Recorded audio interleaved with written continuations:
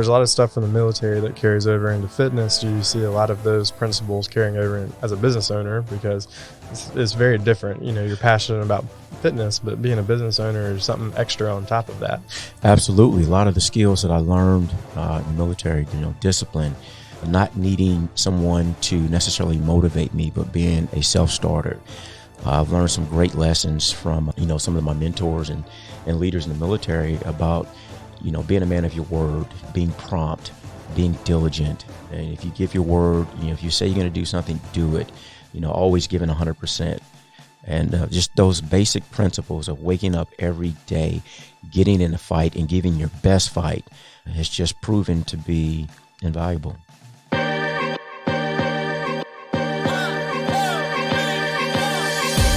Thank you for listening to the Guys Who Do Stuff podcast. Visit guyswhodostuff.com. You probably shouldn't Google that. All right, welcome to the Guys Who Do Stuff podcast. I'm Joe, and today I have a guest host filling in, Nolan. Howdy. Howdy. Thanks for filling in. No problem. Just wanted to let you guys know our regular co-host, Josh, the guy of Doers of Stuff, was playing basketball and tore his ACL. And so he's currently laid up, recovering. And Nolan, who's been on the show before, right, the lawyer extraordinaire from Fuquay Arena, is filling in for Josh. And today's guest, super excited to welcome Kenny Ragsdale of Frontline Fitness. Yes, sir. Thanks for having me, Joe. Yeah, I get to also produce a podcast. And so I was just on one and got to hear a little bit of your story and thought it was so fascinating that I wanted to get you on Guys Who Do Stuff and talk a little bit more about what happened in your your story of entrepreneurship. So you started out in the military. You've been in 20 plus years, correct? That's right. Right after high school, joined the military, United States Army. And like I said, I come from a long-standing military family. My dad was a World War II vet. I'm the youngest of five. I have three older brothers. Each one of my brothers served in one branch of service. Right. My oldest brother, Vietnam vet.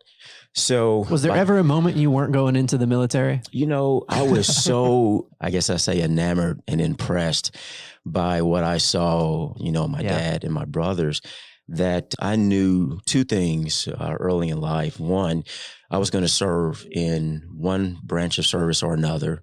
I didn't know the length of time. I didn't know it would turn out to be almost 30 years. Right. And then the other thing is that I would have some type of business. Always had that entrepreneur itch. Mm-hmm. So as I told you previously, they used to have this program way back in the day. Again, I joined 1989. It was called the Delayed Entry Program. You could actually sign up to go into the military during your junior year of high school. And I did that. So I was ready. All I had to do was just meet the rest of the requirements. And I was off. Which was graduate. Yeah, graduate. So do they still do that? Do they still take kids in high school? I don't know if they take them that young. I think it may be you actually have to be a senior. I bet you sat down with the recruiter and you're like, well, here, my dad, my grandpa. He's like, yeah, you're fine. That's sure in there. It was kind of a no-brainer. We already have your uniform. It's in the back. We're just waiting on you. And so you actually mentioned in the previous podcast, which I thought was incredible, just like a testimony to the kind of personality you must have. You started out in the military in one of the lowest ranks. That's right. And then you had a whole career and you ended up leaving as a major. Yes. So I started out enlisted. I went from, I spent 12 years enlisted. So I went from a private E1, lowest rank you can possibly have in the Army, and made my way up the ranks to be a senior NCO, Sergeant First Class E7. And I just felt like I could have a greater impact on the commissioned officer side. I wanted to be more involved in the planning, the operations side of things prior to receiving a plan as a senior NCO to just execute and oversee. I wanted to be more at the ground level, being able to implement change at a higher level, I guess you can say. Yeah. So I made the change. Started over as a brand new lieutenant, butterbar, and worked my way through the ranks, held all the key assignments, platoon leader, company command, commanded 2 companies downrange doing deployment, and held all the key staff assignments. And retired as a major June of 2017. June of 2017. Clocked out. Turn the page, sir. So does it feel like, I can't relate it. I can't even I don't think I have a frame of reference. I think of retirement as like the old guy that's just now going to sit and watch TV. You're clearly not that. I mean, what did retirement feel like for you? You're 40, what? 48. 48? 48. With the time I retired, I was, 46. It was a bit intimidating, to be honest, because all I had ever done my entire adult life, it was very structured, regimented. I had grown comfortable in my environment. Sure. So to think of having to make that huge transition to do something that I had never done before, and I didn't have a frame of reference. Right. It was very intimidating. Did you know exactly what you wanted to do when you retired? I did not know exactly what I wanted to do. I spent a great deal of time reflecting. I won't say a great deal of time because, you walk down that road of what do I enjoy most? Mm-hmm. If I had to do anything else outside of uniform and I could actually make a living doing it, what would it be? So for me, that process was relatively simple because I kept going back to fitness. This is my passion. And you got to do some of that while you were enlisted, correct? Absolutely. So I kind of got a chance to test the waters with the safety net of the military underneath me. The Army has these, for the lack of better terms, personal trainers in uniform. And we're called master fitness trainers.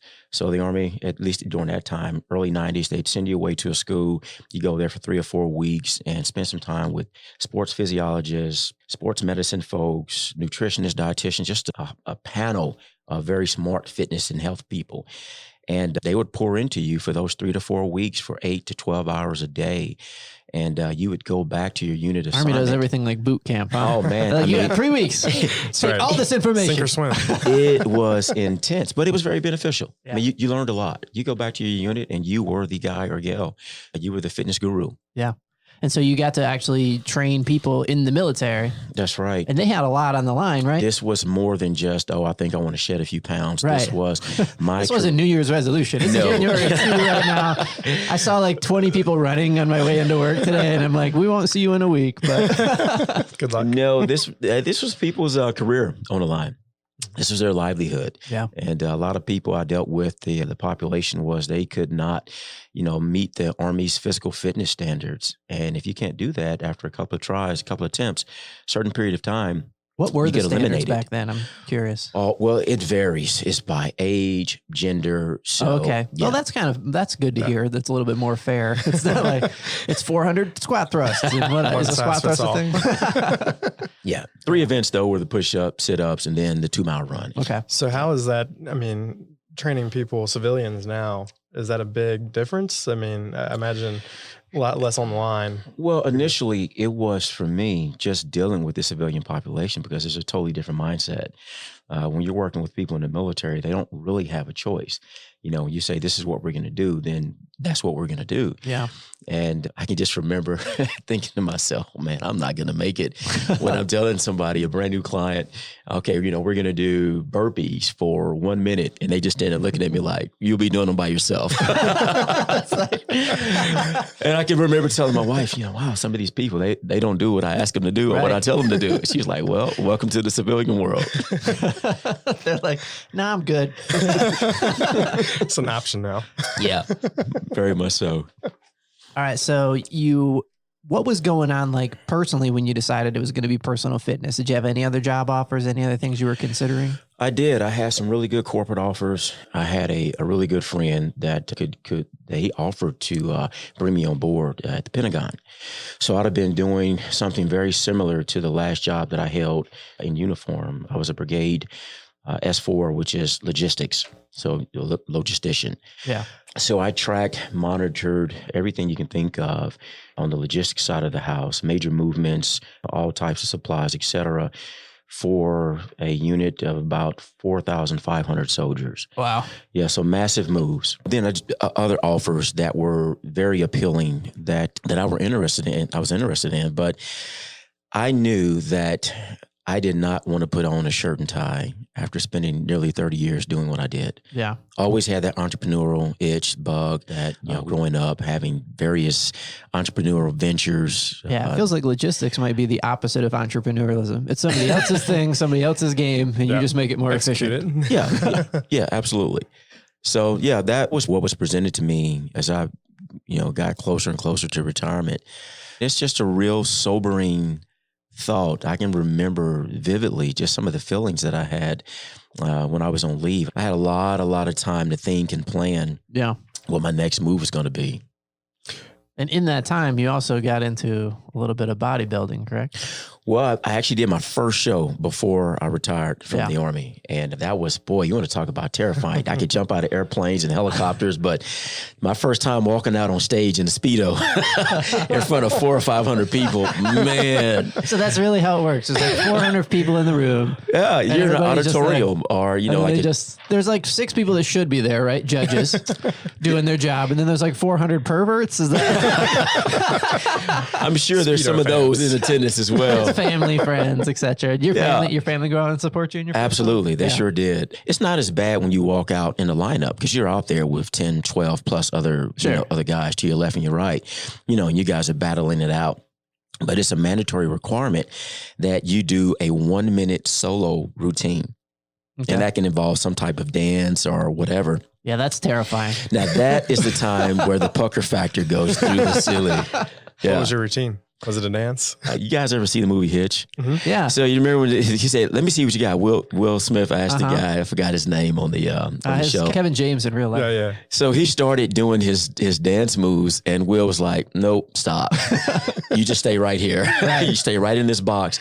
That's what I did. I kept it really simple. Nice. The advice of Will Smith saves one another person. Absolutely. Yeah. Why fitness? What motivates you? Why is it something that's you're passionate about instead of logistics or going to work at the Pentagon, which sounds cool? Well, one, it just became a part of life for me. It was just part of my duty requirement, for the 28 years to stay fit to fight. And in doing so, it was just something I excelled in. It became natural for me. Some people are just naturally gifted at certain things. Yeah. And that just seemed to be one of the things that I excelled at. And not only that, but fitness had such a significant impact in my life personally. Believe it or not judging on how I look now, but my current height, 6'1", and I weighed a whopping 130 pounds on a good day. So I gave a new meaning to skinny. And that's when you enlisted. So that's 18, that's right. 18-year-old. Exactly. I was 18 and I hated being skinny, but I could deal with that. In terms of, cardiovascular activities, I had no problems. But when it came to the more rigorous physical challenges that I faced going through training, with carrying the 45, 50 plus pounds of equipment on your back, plus all the other battle route, weapon, ammo, etc. Yeah. And having to do a ruck march of 6, 8, 10, 12 miles, I struggled miserably. And I was determined to overcome that and not allow that to defeat me. So again, I researched everything I could get my hands on. Of course, back then there was no internet. There was none of that. You couldn't just say, "Hey, Siri." Yeah. Now we got YouTube videos for everything. Yeah, exactly. But I did that and I saw the response that my body had. I grew, I got bigger, I got stronger. I was able to do things and I excelled and I was hooked from there. What kind of timeline did it take for you to see physical changes in your body? I probably put on an additional 10, 15 pounds in about a 6-month period. Yeah. Just in changing my nutrition alone, did that. And then obviously with weight training. A lot of people say that, like, it's all about the nutrition. Like, people go to the gym. I'm sure you see that with your clients now. Yes. You could have 2 people put them on the exact same plan and get different results. Exactly. You could be doing the same types of exercises. One of the things that I get to co-host this podcast with Brandon that you were on called The Fire Within. And I'm learning just a bunch about like fitness and the industry, and it's crazy. And I wanted to ask you about how stuff always changes. Like, it's hard to trust anything that you hear people say about the way you should eat. One day the yolk is great. It's the best thing for you. The next year is death. If you have too many yolks, and then people are like, fat's bad for you. And then now it's like, put butter in your coffee. It's just hard to tell like who's telling the truth or who to trust when it comes to that. But I tell you, it's easy to trust somebody that looks like you. It's like you're doing something right. So basically you're telling me I can't go to the gym one time and get a 6-pack abs. Absolutely. I've tried. I'm always disappointed. I go one time and nothing. So that must have been a big motive. You mentioned that was kind of like a big motivator for you actually seeing the changes in your body. Absolutely.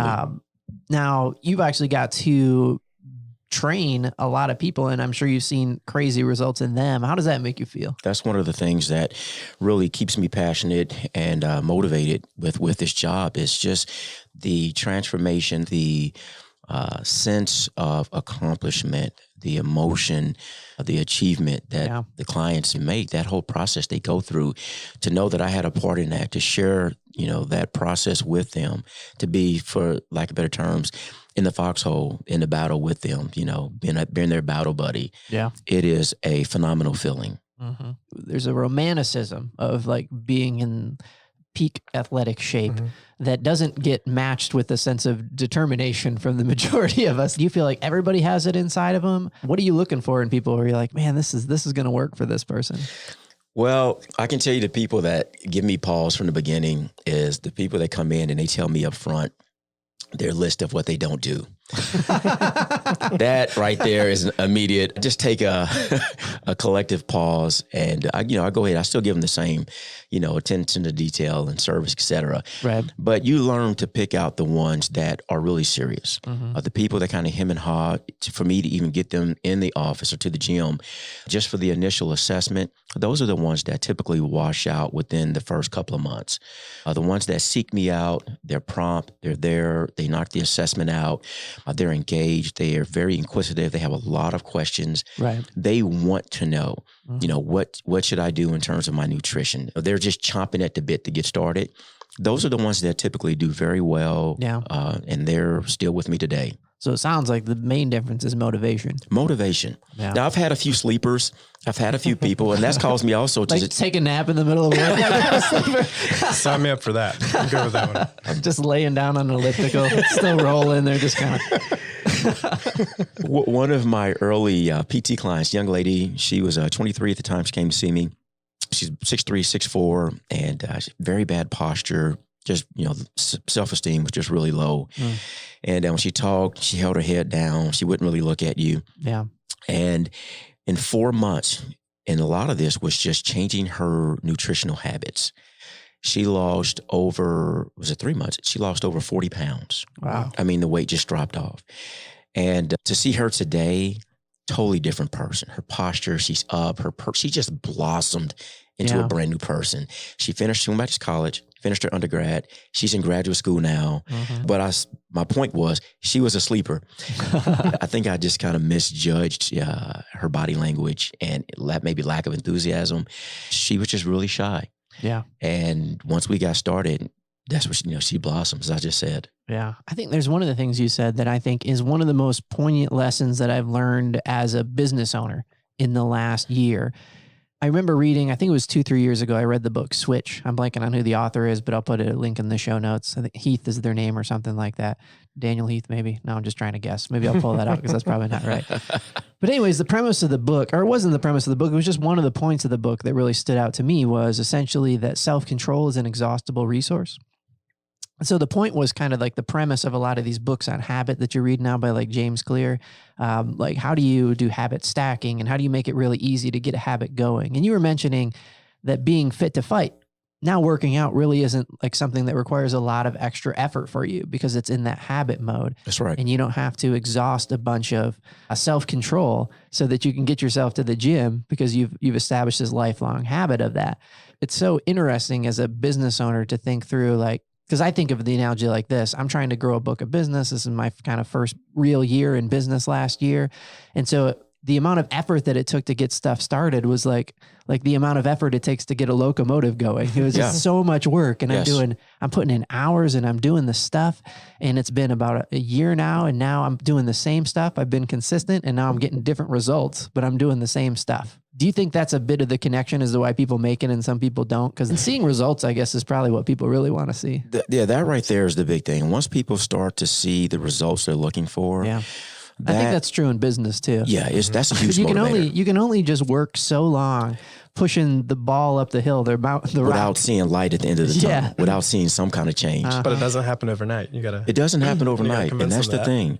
Just trying to get people to believe that concept that if you just trust the process. If I had a dime for every time I said that to a client, to the same client, I mean, I'd be rich already. But that's the truth. To your point, you have to go in and just be diligent with those simple principles. It's not always rocket science. It's not always some big genius idea or something like that. It's not something like you're doing something special.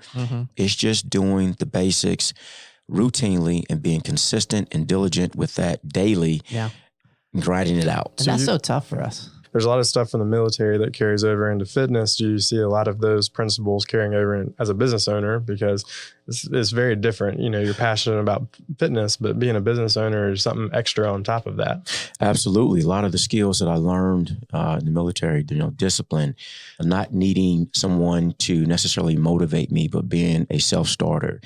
I've learned some great lessons from, some of my mentors and leaders in the military about, being a man of your word, being prompt, being diligent. And if you give your word, if you say you're going to do something, do it, always giving 100%. And just those basic principles of waking up every day, getting in a fight and giving your best fight has just proven to be invaluable. This show is produced at Podcast Carry, a professional studio making podcasting simple and fun. Located in Vibe Coworking in Cary, North Carolina. Want to start a podcast to create great content for your business and establish yourself as a thought leader in your city? Go to podcastcarry.com. Connect with your audience. Grow your brand.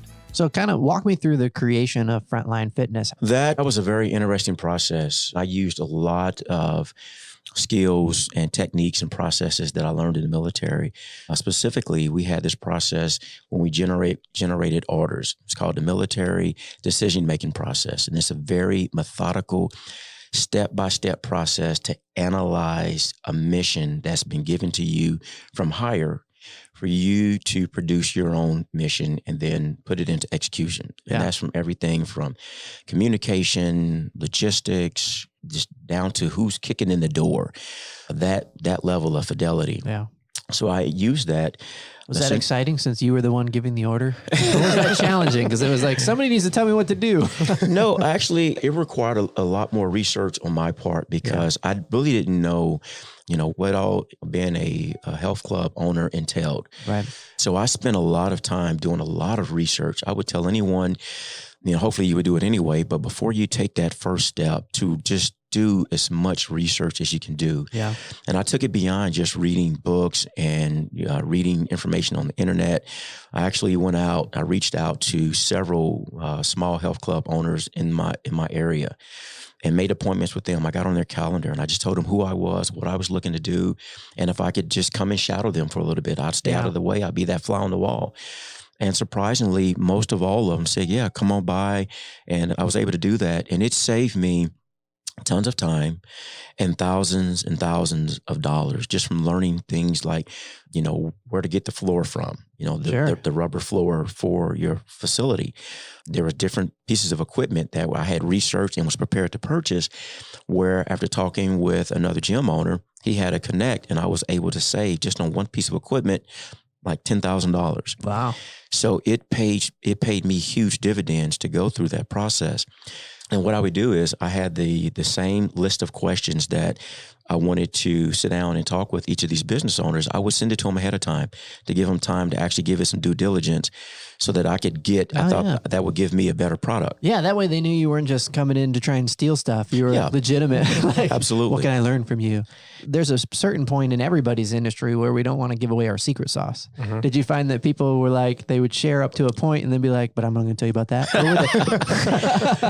I did run into that with a few, and I understood that totally. Right. One thing that was consistent across the board with just about all of them that agreed to sit down and talk with me is it was all prefaced on as long as I was not planning on setting up shop within a 3 to 5 mile radius. Yeah, that's a big thing in that world, right? Yes. Like non-compete clauses and absolutely be a certain amount away from me and then we can be best friends. That helped me in my planning process significantly. I went through a similar thing and I wish I would have done what you did, but I decided to run down a different road and I interviewed clients. So I just sat down with people and said, hey, I want to start a business in this field and you've done business with those people. I just want to talk, how did that go? And I had a set of questions and just kind of interviewed potential clients. Some of them turned into clients, although that wasn't the thing. I just wanted to learn like what were the pain points because I wanted to be good at offering the service I was about to offer.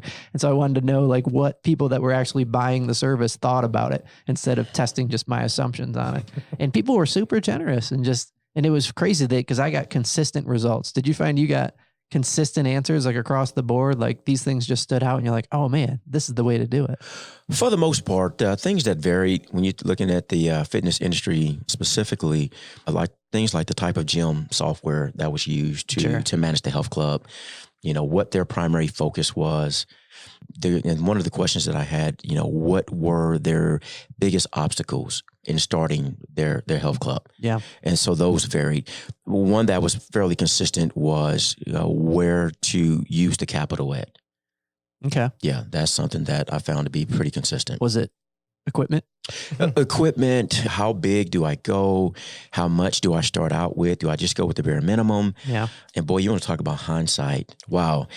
If I had to do all over again, there's a lot of things that I would change. Yeah.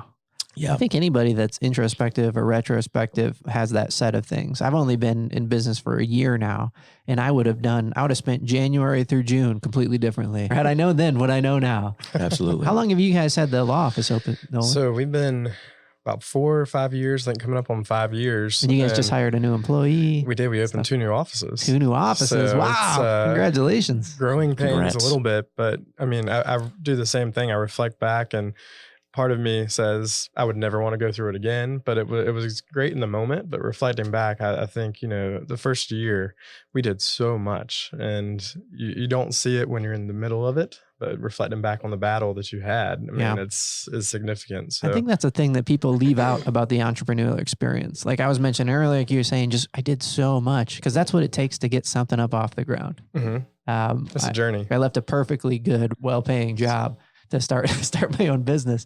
And so I like to joke with people when they're like, how's it going? I'm like, great. I make way less money and work way more. But you're happier. But I'm happier. Yeah, that's always the caveat that kind of goes in there. But on the flip side of that, true. Yeah. In terms of the hours. It is. It's a ton of hours when you're getting started. And I don't think it's really let up for me yet. I'm 1 year in. But now that I'm a little bit older, more mature, and I kind of know some of the stuff we've been talking about, I've kind of put a limit on it. Like in 3 years, it needs to be this. Right. Or I'm going to have to reevaluate and be like, what am I doing wrong? Well, people don't realize too, like fitness and things like that, it's the passion. And that's only one part of being a business owner. Absolutely. It's like working 2 different jobs at the same time. The business side, you may not get passion and joy out of creating spreadsheets and have to deal with budget decisions. But I mean, that's an important part of it. You still have to keep the books. You still have to, unless you have a staff. But right now I'm a one-man band here. Mm-hmm. So marketing takes a lot of time. Mm-hmm. And if you have to really weigh the costs, benefits, because if it may be easier for me to just outsource it as opposed to spend, 20, 30 hours a week, working on a marketing plan. Mm-hmm. So it's a tough decision though. It's like, do you spend money and outsource it? Yeah. Or do you spend time? And that's equally valuable. I mean, absolutely. And I'm not certain that the same principle that we're talking about translates to marketing, but I have a sneaking suspicion that it does. Like there's an effort that goes into your marketing before it starts to pay off. Like for example, when I learned this, I was actually frustrated and also thinking, oh, that's pretty smart. But like Google Business, for example, when you buy a new domain and you get it listed and you're like, hey, we're a law office. Google puts your website in a sandbox for 8 months before they let it start ranking, because they figure you're new. Most people fail. And so a lot of business owners are like, oh, working so hard. And it's like, doesn't matter until it hits that certain point. And you learn stuff like that and you're like, oh gosh. But then you got people with established super old domains that are getting traffic that blows yours away and they haven't done jack in 6 years. And you're like, how does this work?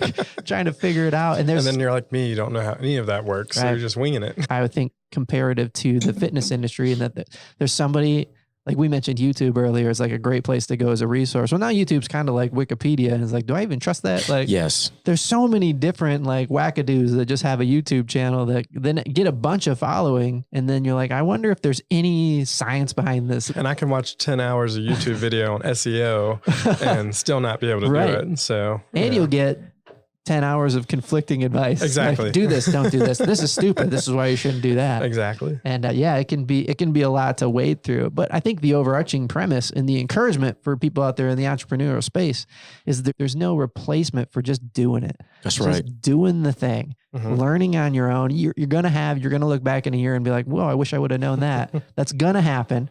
Always. But you move on, you learn, and you apply the lessons as you learn them. That's right. So one of the things you mentioned early on, you knew you were going into the military, you knew you had that entrepreneurial spirit. Was it, family had owned businesses before and you'd seen that, or is it just a personality thing, or what made you know you wanted to be an entrepreneur? Yeah, that's a great question. A little bit of both, actually. My dad, he owned his own real estate company. Okay. From the time that, I can remember since I was a kid. In fact, one of my first 2 real jobs was actually working for him. I used to mow all of the lawns of the properties that he owned, and then I started doing some of the construction when he was doing like remodeling or whatever to properties. But I saw the rewards of his hard work.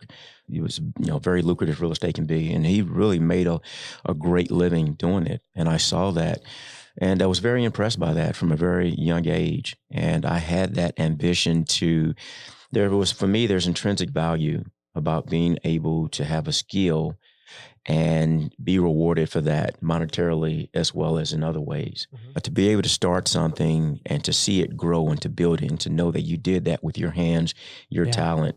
I mean, man, that's just, that for me, that's awesome. I think you're right on. And if you're thinking like, man, you're wired as an entrepreneur, but you haven't started a business or a company yet, there's going to be a moment where, like, let's say your grandma gave you $50 for your birthday. That feels great. Cool. Right. I'm going to go get $50 for my birthday. You make $50 doing something that you like and that you're good at. Yep. That $50 is worth way more than Absolutely. $50. It makes you feel a whole different way than a gift does. And I know I've experienced over and over again in the last year when I get to do something that I've been wanting to do, or I get to charge, and when they pay me for it, it's like, yes, I'm like getting paid to do something that I like, that was tough, but I figured it out and made it work. Yes. And it just feels completely different. So let me ask you, so starting a company, growing a business, it's likely made up of hard work and strategy, all the stuff we've been talking about, course corrections, consistencies, inconsistencies that you have to fix and move on. What challenges did you face launching a gym? It was the best way to spend my capital. Yeah. We just kind of alluded to that a little bit earlier. I did a lot of the work, a lot of the upfit myself. I used a general contractor as well. Yeah. But I had a 5,000 square foot facility that I painted from literally floor to ceiling. And I rented an industrial sprayer, an industrial lift. Right. And it took me about a week to get this place done. I laid the floors, and there was just so much. I put so much sweat equity into my facility. And in hindsight, I look back and I say, well, should I have spent more of that time maybe networking, maybe working on pre-sales, maybe doing a little bit more marketing prior to the grand opening? And at this point, the answer to that would be yes, but at the same time, I would have significantly cut into my budget. Yeah. So you just have to find that happy medium and find what's going to work best for you and your situation. Yeah. Any kind of trip ups or mistakes that really could have screwed you over? Oh boy. But you persevered and you made it through. We need about 3 more podcasts to talk about that. Really. I'll give you the biggest hiccup at the beginning before the doors even opened. Guys, this right here I was like, I really hope this is not the beginning of how things are gonna be. So before I opened the facility, I had a conversation with the equipment vendor. It was in December of 2016. I didn't open until August, the end of August. It's August the 25th. Okay. So almost 1 September. So talking to the equipment vendor, had all the equipment that I wanted to get, got it narrowed down. That within itself kind of took an act of Congress. But I had everything set in terms of what I needed, and I was ready to go. So the conversation we had, he said, okay, Kenny, from the time you place your order to delivery and installation, it would be 2 weeks, 3 weeks max. I was like, great. Yeah, you're 9 months out at this point. You're like, so okay. I'm like, this is awesome. So continue to plan. I go through all the process and all the steps that I had set in place, executing my plan, what I think is to perfection, step by step by the numbers. I signed the lease 1 June. Now, I'm a logistician. This was just a rookie business mistake, but I know better. I did not double check with the equipment vendor prior to signing the lease just to confirm our conversation of a 2 to 3 week lead time. After I signed the lease, I paid my first month and the deposit. Had everything turned on, all of the utilities, the cable, the 50-inch TVs were mounted. Everything is ready to go. Right. And so I called the equipment vendor, and I say, okay, I'm ready to place my order. I want my grand opening to be 1 July. It's 1 June. I got the keys in my hand to the building. I'm a proud building owner. I am ready to launch Frontline. And he said, Kenny, he said, man, I'm so sorry. He said, Bud, you should have called me. He said, that was during our slow season. He said, this is now our peak season. It's a 3 to 4 month lead time. Oh, man. I was in the building from 1 June to 1 September without any revenue. And I just totally cut into and absorbed all of my buffer money that I had set aside before the doors even opened. You want to talk about a gut punch? I bet. Yes. Man. Yeah, that's like getting ready to throw a grenade from your foxhole and you drop it and it's a puddle in your foxhole. You can't find the grenade. That's a rough one too, because it's not like I could see a lot of people doing that. Like, who would really go and call again? But in hindsight, you're like, sure, it's probably your lead time in December is this, but now it's this. But that wasn't the way I was thinking when I was hearing the story. I'm like, it takes 3 weeks to get equipment. Yeah. Right. It was, so that right there, that was a huge blow. If I had to do anything over again, I would start there. Absolutely. I mean, it was a very simple mistake, but it was a very detrimental and costly mistake.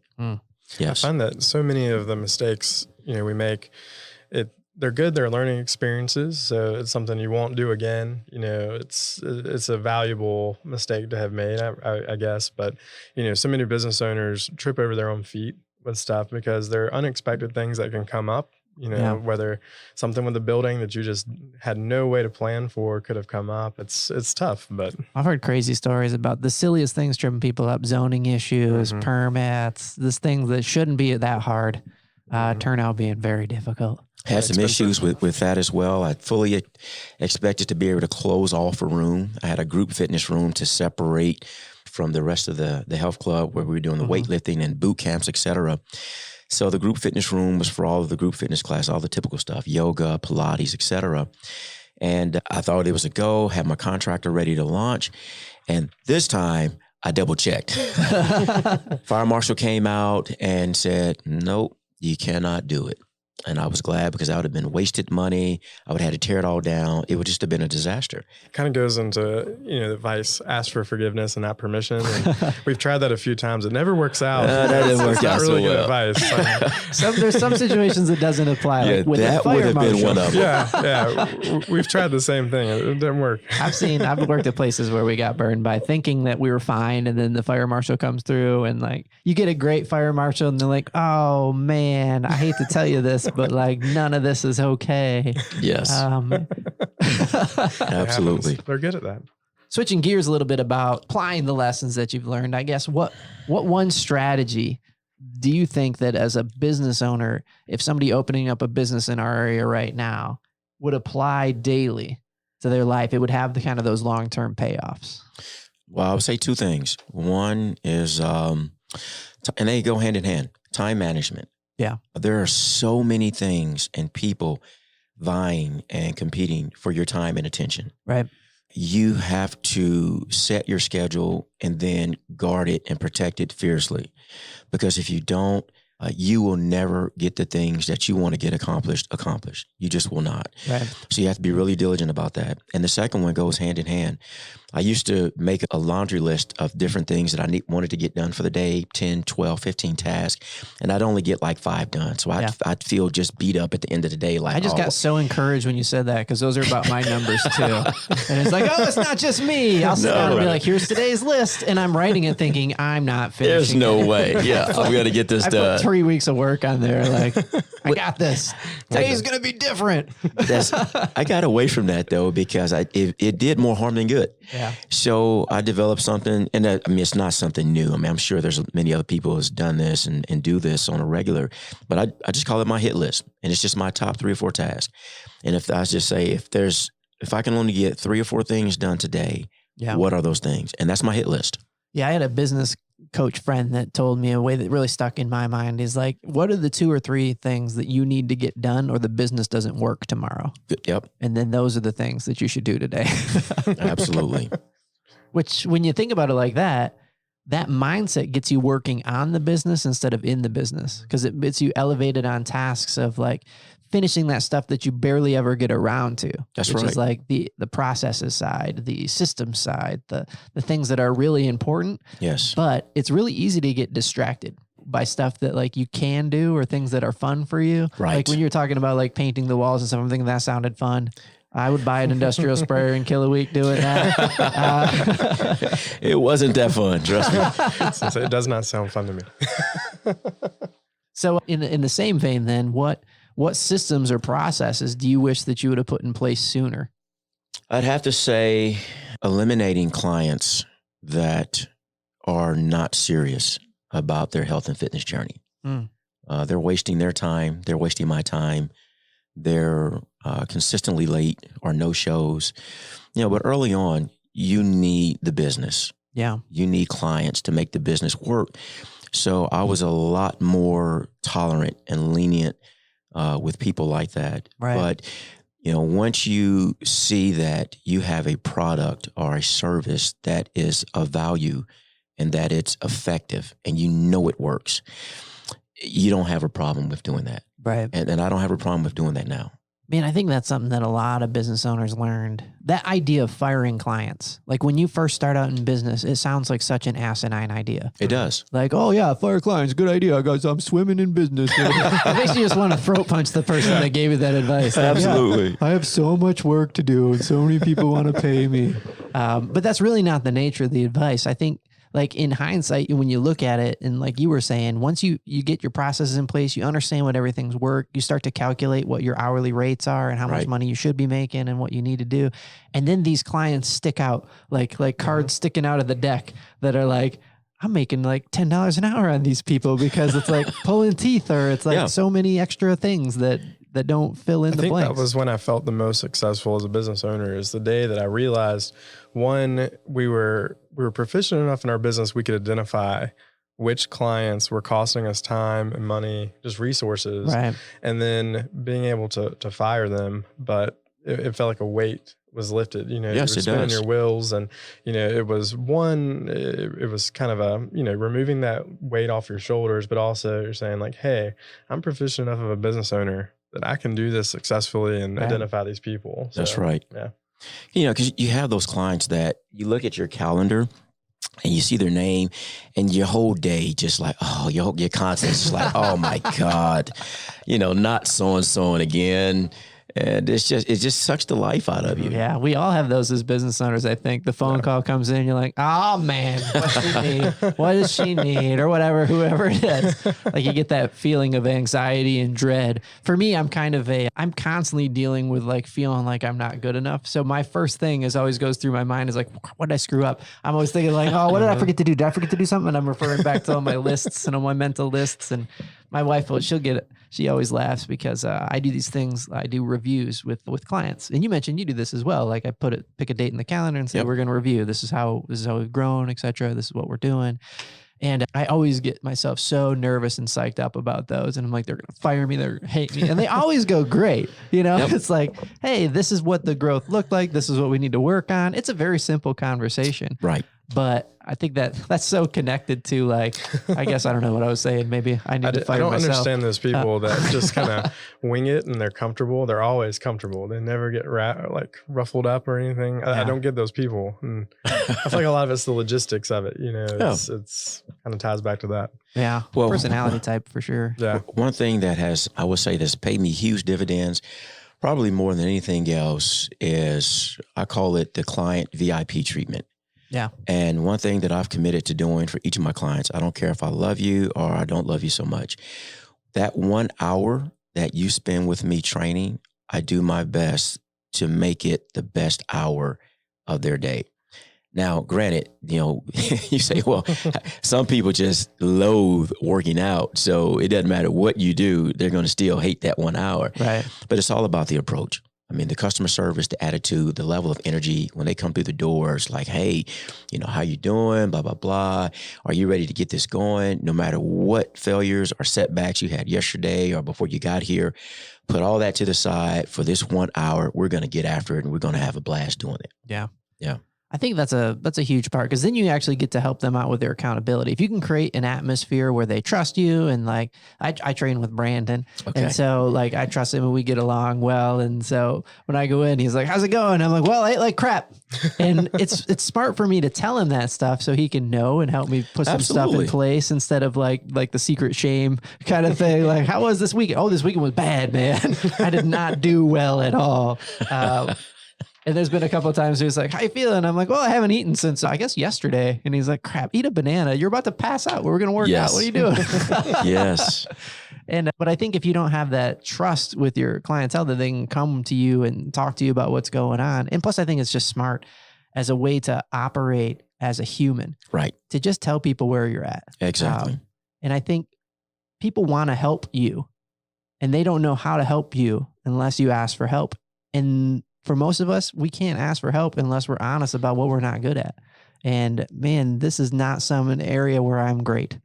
And then allow people to offer you advice without, snapping at them. I would say that's probably typical with most guys. Yeah. Yeah, I found that.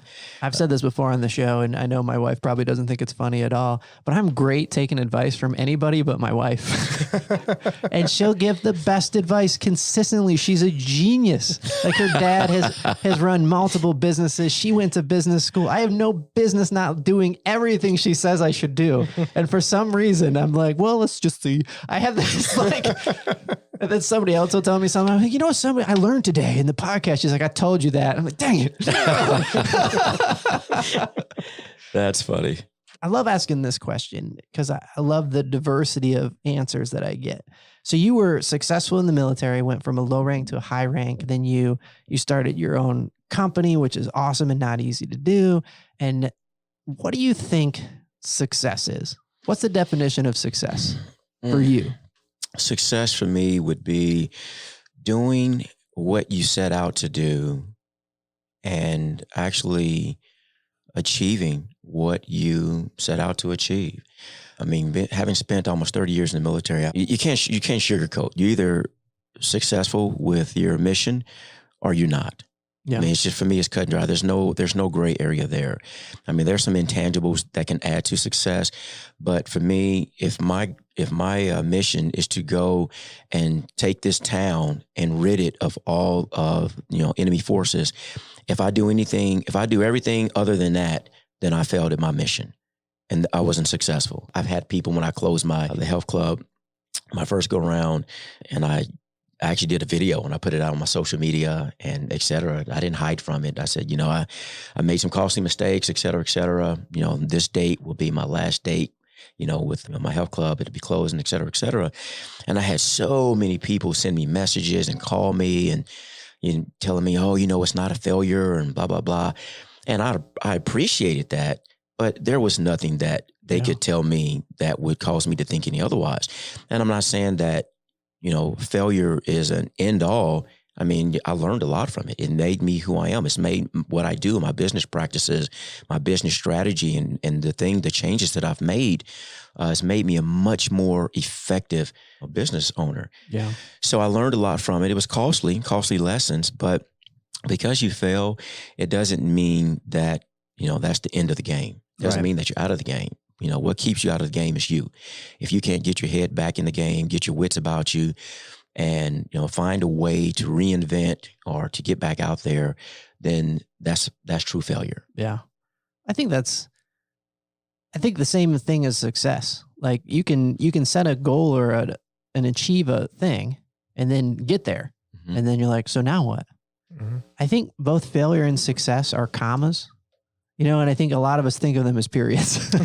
True. You learn something when you make a mistake that makes you better so you can achieve some success. You achieve some success, you grow, you run into stuff you didn't know, you make a mistake, comma. It's a journey. It doesn't Happens. end. Yeah. That's right. I like that. Yeah. That's why I like asking that question. So to follow up, what then is the goal for Frontline Fitness? What is it when you do it? You're like, yes, I'm doing what I was supposed to do. So at this juncture, I'm still kind of in reset mode. In hindsight, I wish I would have started this way. I have a buddy who owns Snap Fitness. I pay him an overhead. He allows me to operate there as an independent company. So I still function as Frontline Fitness. Very similar to like what I'm doing here. I'm in a co-working place. So I'm like leasing a room from the owners of Vibe Carry. And so they're paying the main lease and the electricity and stuff, and I'm renting a spot from them. So something like that. Very similar to that. Yeah. Have a very, very healthy, strong client base now. And so much so, I have to turn away business and refer them to other colleagues, or if they're willing to wait, I could put them on a waiting list. Yeah. So business is going exceptionally well now. And the next step would be, and using some of those lessons learned, I would never have a non-franchise open gym. Just very, very, very difficult to compete against the Planet Fitness, the Fitness Connection, and these other places where you can pay $10 a month. And the amenities just blow some of the smaller competitors out of the water who cannot afford to only charge, $10, $15 a month. Mm-hmm. In order to make any kind of profit or to be able to cover your overhead, you have to charge a minimum anywhere from $40 and up, right? Just for the membership. Is that one of those situations where it's, I don't know the name of the principle, but it's like almost like you got to have money to make money. Like if you're Planet Fitness or you're 24-hour Fitness or one of those people, you can charge so little, get so many people, and it's like a Netflix charge. So it's like, I don't even think about it. It's more work to go down there and cancel it than it is to just give them $10, not have to go down there and cancel it.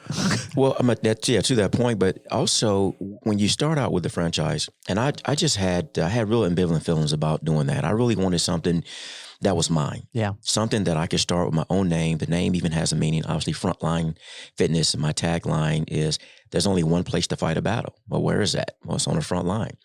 And I bring that mentality, to my business, with fitness, is that in combat, that's where the fighting is most fierce. It's not for the faint of heart. When you're on the front line, it's ugly, it's grueling. You're going to get dirty, you're going to get hurt, but you trudge through it. And that's the mentality that I bring to fitness, and that's where the name comes from, Frontline Fitness. So I wanted something that it was not just the cookie cutter, franchise type deal that they were all the same. I wanted something that spoke to what I believed in and did the majority of my life. And that's really what spurred me to, create my own name. Yeah. But with that being said, I would never do it in terms of having an open gym. It would be a small personal PT studio, which is what Drives to Train I learned as well, and the big box gyms also. So they can afford to charge the, $10, $20 a month, as long as their PT program is thriving. Yeah. Personal training pays the bills at any health club. Not really just the memberships. The memberships help, and that's great. But if your PT program fails in the health club, your health club will fail eventually. Yeah. Those are some powerful lessons to have learned. Oh, boy. Do you feel like any of that came up when you were talking to people early on, or? Not at all. And I'm like, it's a little salty. I could have saved, I would have spent the extra money on the equipment if I could have just got those tidbits. Right. Yeah. It's so crazy. Like there's just the things we don't learn unless we do it. Just a metaphor for life, Yes. And the thing is like if we approach things like they are commas, like your story's not over. You retired so early. I mean, you're not when I think of retirement, I think of like the 70-year-old grandpa who's buying the comfy chair and he's going to just buy a Winnebago and drive around and kill some time, kind of stuff. Not so much. But retiring at like 46, you still have a whole nother life there. Absolutely. And how do people get a hold of you? Like, how do people engage your services? You can hit me up on my website. It's frontlinefitness.fit, F-I-T. Social media platforms at Frontline Fitness and the number 1. Just reach out to me. I'd be glad to help you. We'll set up an assessment/consultation. That's how I begin with all of my clients. Whether you want to train or you just want information, I'll take everybody through the full assessment. And essentially what that'll do is that will establish a baseline for this moment in time, what your current health and fitness looks like. Yeah. Then we discuss your goals to make sure that they're within the realm of reality and actually achievable in a certain amount of time, what that timeline looks like. And then together we formulate a plan to get you from where you currently are to where you want to be. And that's all inclusive: nutrition, workouts outside, working out or training with me, and to include our sessions as well. Yeah, that's awesome, man. Well, I wish you continued success, Kenny. Thank you. I'm excited to see Thanks what for comes having me, after the guys. comma. It's been a blast. Yeah, it's awesome. Yeah, Thanks for filling in, Nolan. no It's been problem. great. Happy to be here. Josh, if you're listening to this, enjoy Get better. the couch. That's right. He's Get supposed better. to be off his leg, I think, for almost 2 months, man. Oh, man. He'll be laid up. Wow. But I'll go pick him up, have him do some shows. That's right. There you go. It's his driving foot. I realized that this morning when I was thinking about him. It's his right foot. You can just set up a microphone on the couch, remote in. Just Skype You're him good. in? Yeah, Skype him in. I'll just put a fake microphone on the couch because he's on a lot of medication right now. He won't know the difference. That's great. All right. Well, thanks again for being on, and Absolutely. appreciate it. You guys have a great week. You too. We love making this stuff for you. You can help us out by subscribing wherever you get your podcasts. Get unstuck, tell a better story, and have a good answer to the question, what are you doing today?